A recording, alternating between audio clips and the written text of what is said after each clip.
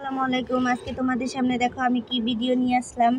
এগুলো হচ্ছে কয়েক রকমের বাদাম, এগুলো পাউডার করব আমার বাচ্চাদের জন্য। ওদেরকে পাউডার করে আমি যে কোনো নাস্তার সাথে এই বাদামের পাউডারগুলো দিয়ে খাবারটা খাওয়াই, খুব স্বাদ বাড়ে এবং কি ওদের পুষ্টিও হয়, পুষ্টিকর খাবার।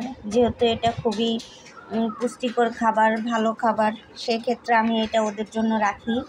এখানে এটা হচ্ছে কাজু বাদাম, এটা হচ্ছে কি বিচি বলে, আচ্ছা যাই হোক তোমরা বলে দিও। আর এটা হচ্ছে কুমড়োর বিচি, আর এটা হচ্ছে কাঠবাদাম, এখানে হচ্ছে কিশমিশ, আর এটা হচ্ছে আখরোট। তোমরা চিনেই থাকো আখরোট, এই যে আখরোট। তো আমি এগুলো সবগুলো হালকা ভাজা দিব, ভাজা দিয়ে পাউডার করে ওদেরকে অনেক দিন, প্রায় 1 মাসের মতো রেখে খাওয়াই, যে কোনো নাস্তার সাথে দিয়ে খাওয়াই। আজকে ভিডিও এটাই ছিল আমার। সবাই ভালো থাকবা, আল্লাহ হাফেজ। লাইক কমেন্ট শেয়ার করে দিবা, ইউটিউবে সাবস্ক্রাইব করে দিবা, ভিডিও ভালো লাগলে কমেন্ট করে জানাবা। আর যদি জানতে চাও যে আমি কিভাবে পাউডার করি সেটাও কমেন্ট করে জানাবা, আমি দেখিয়ে দিব তোমাদেরকে। আল্লাহ হাফেজ, বাই বাই, টেক কেয়ার।